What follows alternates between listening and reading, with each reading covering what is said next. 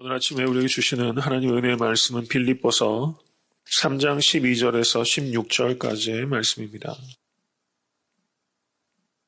다 같이 합독하도록 하겠습니다.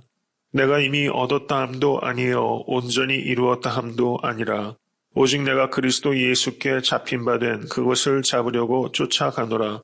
형제들아, 나는 아직 내가 잡은 줄로 여기지 아니하고 오직 한 일, 즉 뒤에 있는 것은 잊어버리고 앞에 있는 것을 잡으려고 표대를 향하여 그리스도 예수 안에서 하나님이 위에서 부르신 부름의 상을 위하여 쫓아가노라. 그러므로 누구든지 우리 온전히 이룬 자들은 이렇게 생각할지니 만일 무슨 일에 너희가 달리 생각하면 하나님이 이것도 너희에게 나타내시리라. 오직 우리가 어디까지 이르렀든지 그대로 행할 것이니라. 아멘. 어저께 본문 말씀 빌립보서 3장 4절에서 11절까지의 내용은 사도 바울이 세상 모든 것을 잃어버린다고 할지라도 그리스도를 잃어버릴 수 없다. 그리스도를 얻으면 다 얻는 것이요 그리스도를 잃어버리면 다 잃어버리는 것이다. 이렇게 말씀하신 것입니다. 온전히 그리스도에게만 사도 바울의 삶의 전부를 걸고 있는 것이다. 이렇게 볼 수 있는 것이죠. 사도 바울은 3장 8절을 보시면 모든 것을 해로 여김은 내 주 그리스도 예수를 아는 지식이 가장 고상함을 인함이라 이렇게 말하면서 그리스도를 아는 지식을 갖게 되기를 간절히 소원했습니다. 그 3장 10절과 11절을 보시면 내가 그리스도와 그 부활의 권능과 그 고난의 참여함을 알려하여 그의 죽으심을 본받아 어찌하든지 죽은 자 가운데서 부활에 이르려 하노니 이렇게 말하면서 사도 바울이 그리스도의 삶을 본받기를 원한 것입니다. 그러니까 사도 바울의 일생의 목적은 두 가지라고 할 수 있습니다. 그리스도를 아는 지식과 그리스도의 삶을 본받는 것. 이것이 사도 바울의 필생의 목표요. 그리고 모든 그리스도인들의 필생의 목표입니다. 그리스도를 아는 지식과 그리스도를 닮는 삶에 대한 간절한 추구가 우리 모든 성도님들께 있으실 수 있게 되기를 간절히 축원합니다. 3장 12절을 보시면 내가 이미 얻었다 함도 아니요 온전히 이루었다 함도 아니라 오직 내가 그리스도 예수께 잡힌 바 된 그것을 잡으려고 쫓아가노라 이렇게 말했어요. 사도 바울이 그리스도께 잡혔다 이렇게 말하고 있습니다. 사도 바울이 언제 그리스도께 잡히기 시작했습니까? 다메섹 도상에서 사도 바울이 그리스도께 잡혔어요. 근데 여기에서 잡혔다라고 번역된 단어가 카탈람바노라는 단어입니다. 근데 이 단어가 어떤 뜻인가 하니 그 경찰이 조사를 위해서 사람을 어레스트 하는 것, 붙잡다, 체포하다라는 뜻이 여기에 잡는다, 여기 있는 거예요. 사도 바울은 예수 그리스도께 체포된 사람입니다. 사도 바울은 지금 감옥에 있지만 네로 황제의 로마 권력에 체포된 것이 아니라 그리스도께 체포되어 있는 거예요. 그리스도께 체포되어 있기 때문에 로마 권력에 붙잡히는 것 따위는 아랑곳하지 않는 것입니다. 사도 바울은 감옥 안에 있는 것이 아니라 사실은 그리스도 안에 있는 것이고 네로에게 사로잡힌 것이 아니라 예수 그리스도께 사로잡힌 것입니다. 예수 그리스도께 체포당하시는 성도님 되실 수 있게 될 간절히 바랍니다. 그러면 예수님께서 왜 사도 바울을 붙잡았는가? 그것은 단순하게 사도 바울의 죄를 사하시고 그리고 교회에 대해서 핍박하는 것을 멈추게 하기 위한 소극적인 목적을 가지고 주님께서 사도 바울을 붙잡은 것이 아닙니다. 사도 바울을 주님께서 붙잡으신 이유는 제가 조금 전에 말씀드렸던 것처럼 그리스도를 아는 지식과 그리스도를 닮는 삶에 있어서 자라나갈 수 있도록 하기 위해서 사도 바울을 붙잡은 것입니다. 그리고 그리스도를 아는 지식과 그리스도를 닮는 삶의 가치에 대해서 선포하도록 하기 위해서 사도 바울을 붙잡은 것입니다.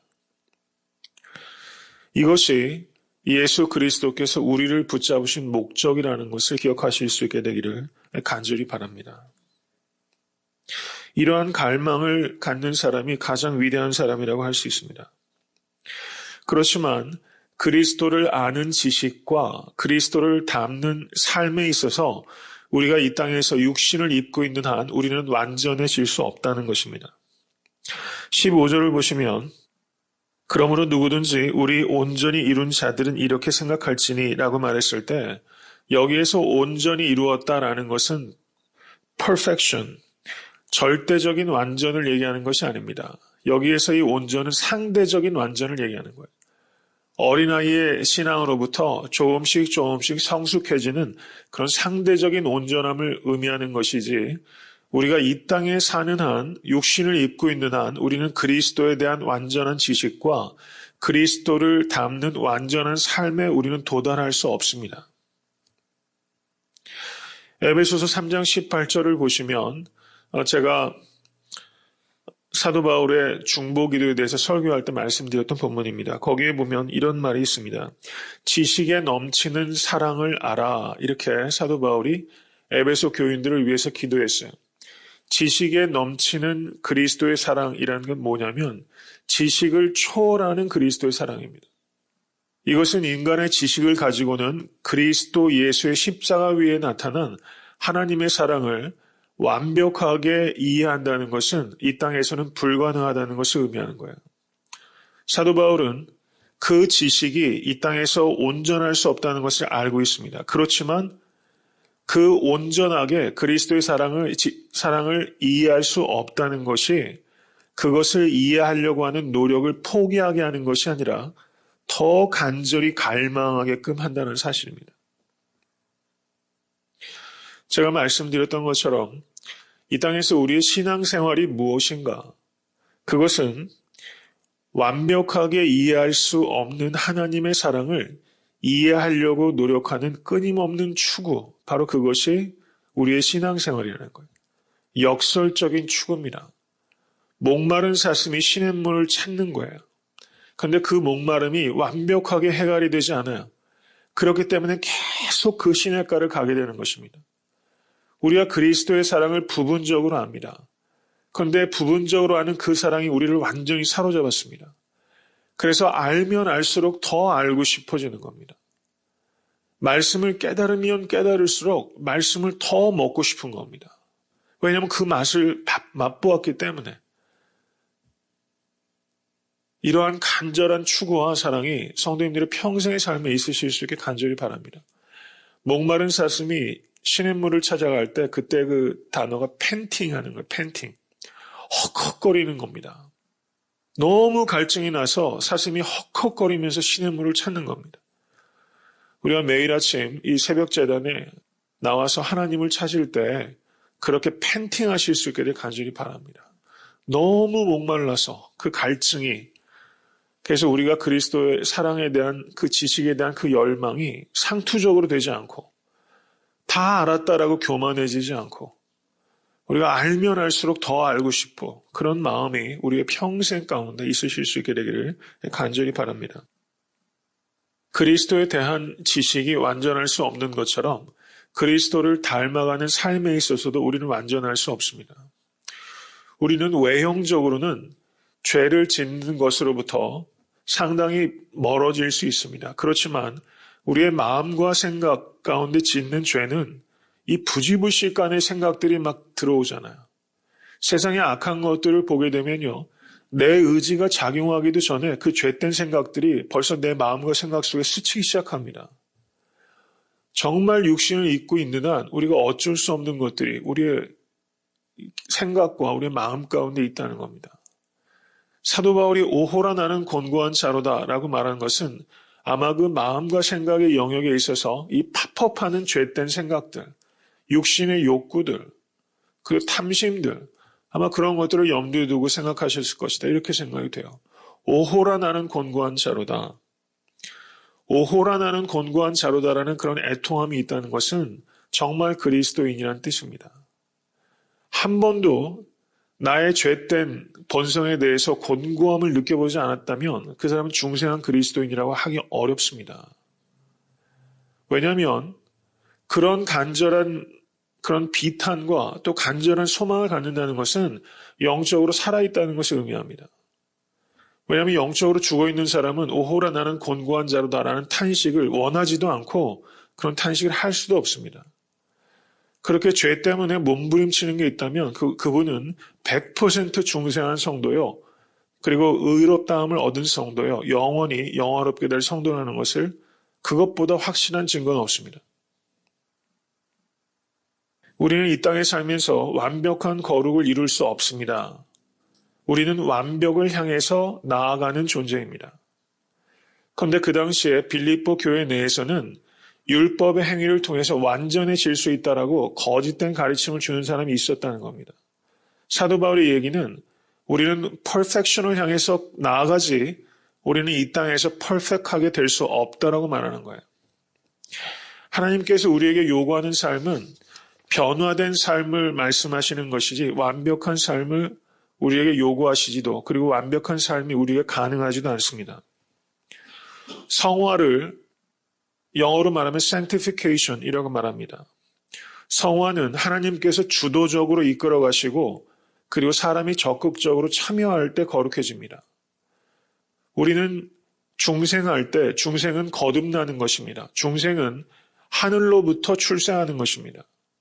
그것은 나의 공로나 내 의지가 작용하지 않습니다. 그것은 전적으로 위로부터 말미암은 하늘로부터의 출생입니다. 하나님께서 전폭적으로 주권적으로 우리에게 중생, 새롭게 거듭나도록 하신 것입니다. 마치 바람이 어디서 오는지 알지 못하고 임의로 부는 것처럼 우리는 전적으로 하나님의 은혜로 중생하게 되는 것입니다. 그런데 성화의 과정은 하나님께서 주도적으로 이끌어 가시지만 우리가 참여하기를 원하십니다. 내가 거룩하니 너희도 거룩하라라고 명령을 하신 것은 우리가 거룩하게 될 책임과 또 능력이 우리 가운데 주어진 부분이 있다는 것을 말씀하고 있다는 것입니다. 사도 바울의 영성은 사도 바울이 놀라운 기적을 체험했기 때문에 높은 수준의 영성에 들어간 것이 아니라 매일매일 말씀과 성령의 이끌림을 받아서 순종했기 때문에 가능했던 것입니다. 우리가 흔히 착각하는 것은 나에게도 다메섹 도상에서의 경험과 같이 좀 뭔가 화끈한 경험을 우리가 구할 때가 있어요. 저에게도 그렇게 좀 마음이 들 때가 왜 없겠습니까? 우린 그런 마음이 있어요. 그리고 사도 바울은 하나님께서 3층 천으로 이끌어 올라가지 않았습니까? 얼마나 대단한 경험입니까? 그런데 사도 바울은 그런 경험이 있었기 때문에 그런 수준의 영성에 도달했다고 말하지 않습니다. 사도 바울은 고린도 후서 12장을 보셔도 3층 천에 올라갔던 것에 대해서 자랑하지 않노라라고 분명하게 말했습니다. 사도 바울은 어떻게 하면 거룩한 성화를 이루는가에 대해서 오늘 본문에서 사실 세 가지의 매우 중요한 태도를 말씀하고 있어요. 첫 번째는 경험에 의존하지 말라는 것입니다. 내가 이미 얻었다함도 아니요 온전히 이루었다함도 아니라 오직 내가 그리스도 예수께 잡힌 바 된 그것을 잡으려고 쫓아가노라. 형제들아 나는 아직 내가 잡은 줄로 여기지 아니하고 오직 한 일, 즉 뒤에 있는 것은 잊어버리고 사도 바울은 뒤에 있는 것은 잊어버렸어요. 이것이 사도 바울의 영성에 있어서 첫 번째 태도입니다. 뒤에 있는 것을 잊어버렸어요. 옛 경험대로 경험에 의존해서 살지 않습니다.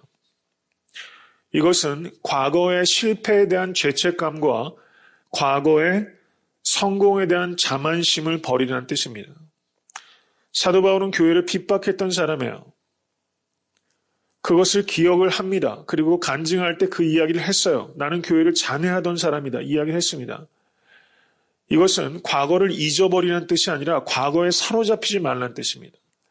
내가 예전에 그런 잘못을 했지 하면서 죄책감에 빠져 있는 것이 결코 성경적이지 않다는 거예요. 잘못했습니다.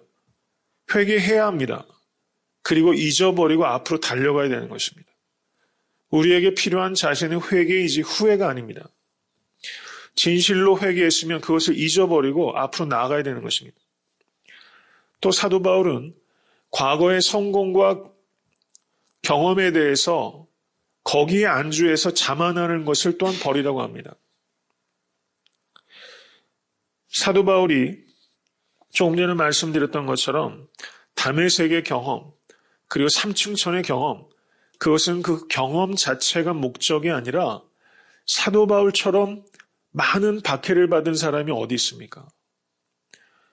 사도 바울에게 그런 특별한 경험을 주셨다는 것은 사도 바울에게 큰 십자가가 주어질 것이기 때문에 하나님께 주신 거예요. 근데 우리가 큰 경험을 구하면서 큰 십자가를 구하지 않습니다. 큰 경험 자체는 그것 자체가 목적이지 않아요. 하나님께서 그런 특별한 익스피리언스를 주실 경우에는 그 경험을 통하여 큰 십자가를 담당할 수 있도록 하기 위해서 하나님께서 그런 경험들을 주신 것이지 그 경험 자체가 목적적이지 않습니다. 이것을 우리가 깊이 생각해야 되는 것입니다. 성도들 가운데 과거의 경험에 사로잡혀서 사시는 분들이 있어요. 과거의 어떤 스피리추얼한 익스피리언스, 특별한 경험에 대해서 계속 그것을 그냥 속아 새김질하듯이 내가 이런 경험을 했다, 저런 경험을 했다 얘기하시면서 그것에 의존해서 사는 분이 있어요. 그 경험이 다메섹 도상의 경험과 삼층천에 올라간 경험과 비할 바가 되는 경험입니까?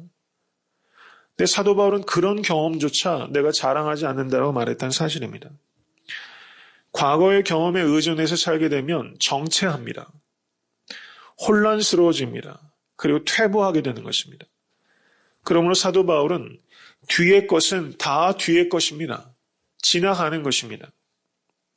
사도 바울은 지금 앞으로 달려갈 것에 대해서 말하고 있다는 사실입니다. 경험에 의존하지 마시고 미래지향적인 신앙생활 하실 수 있게 되어 주님을 간절히 축원합니다. 두 번째, 사도 바울은 수동적이지 않고 적극적이었다는 겁니다. 3장 12절 보세요. 쫓아가노라 라고 말합니다. 3장 14절 보셔도 쫓아가노라, 부름의 상을 위하여 쫓아가노라, 이렇게 사도 바울이 말했어요.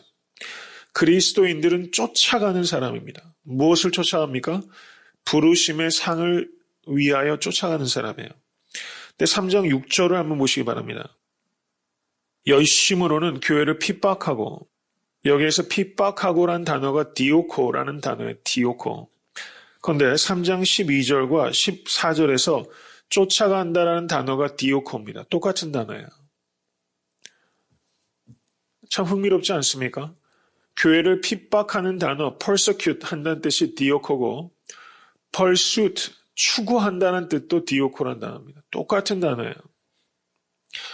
사도 바울은 그 정도로 적극적인 사람이었습니다. 지금 여기에서 부르심의 상을 쫓아간다는 의미가 그런 겁니다. 사도 바울이 지금 다메섹까지 가서 그리스도인들을 색출해서 잡아내려고 하지 않습니까? 얼마나 대단한 거예요. 사냥꾼처럼 그리스도인들을 잡아내려고 하지 않았습니까?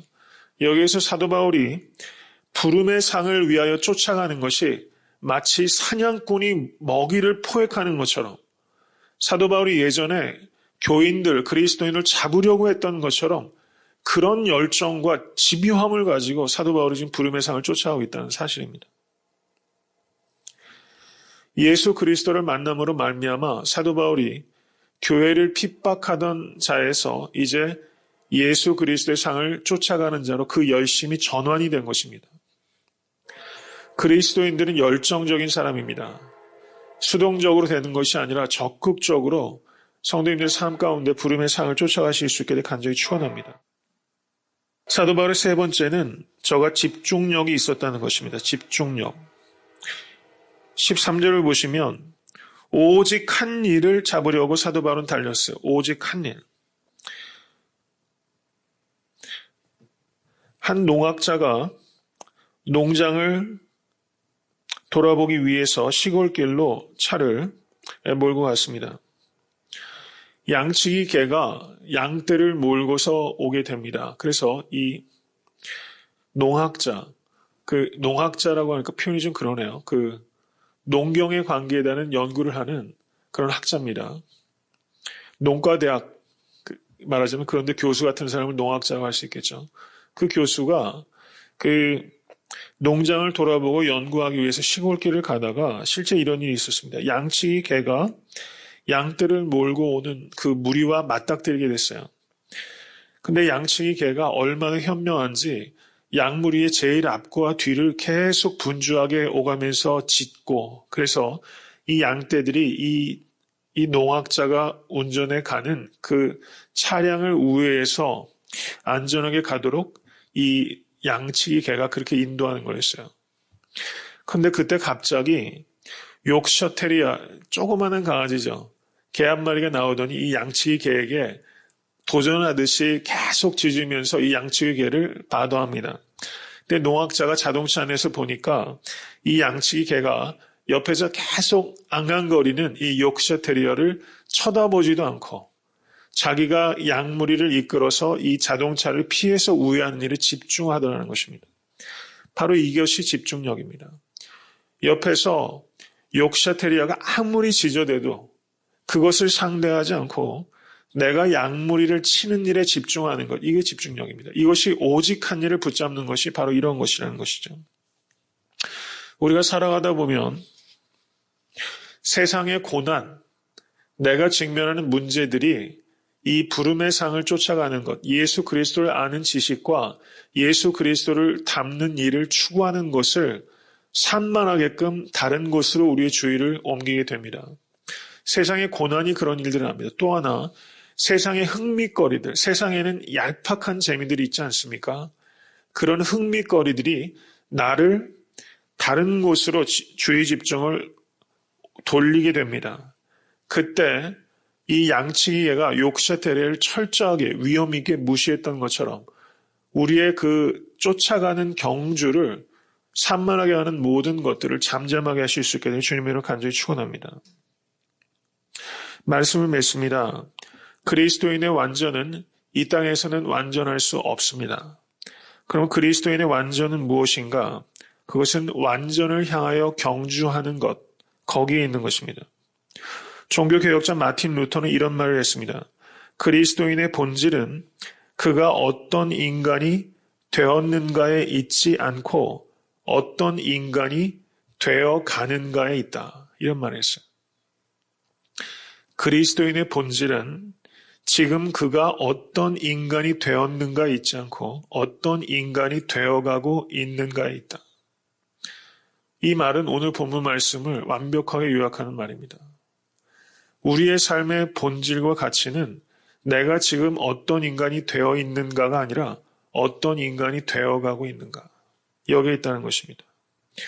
우리는 어떤 인간이 되어갈 것인가를 나이가 많이 들어도 이 세상에서 우리의 소명이 마치는 죽음의 그 순간까지 내가 어떤 인간이 되어갈 것인가. 이 경주를 부단하게 하실 수 있게 되기 주님을 간절히 축원합니다.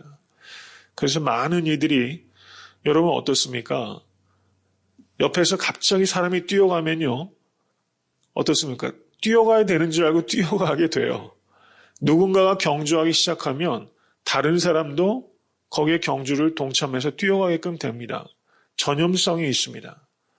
우리가 주와 그리스도와 복음을 위해서 잘 경주하게 되면 그 경주가 다른 사람에게 영감을 주게 돼서 다른 사람을 뛰게 됩니다. 성도님들께서 이 세상에서 모든 소명을 마치는 그날까지 어떤 인간이 되어갈 것인가? 예수 그리스도 안에서 나는 어떤 인간이 되어갈 것인가? 이거는 은퇴하는 것과 상관이 없는 것입니다. 마지막 순간까지 나는 어떤 그리스도인이 되어갈 것인가? 이것이 필생의 목표가 되실 수 있게 되기 주님을 간절히 축원합니다.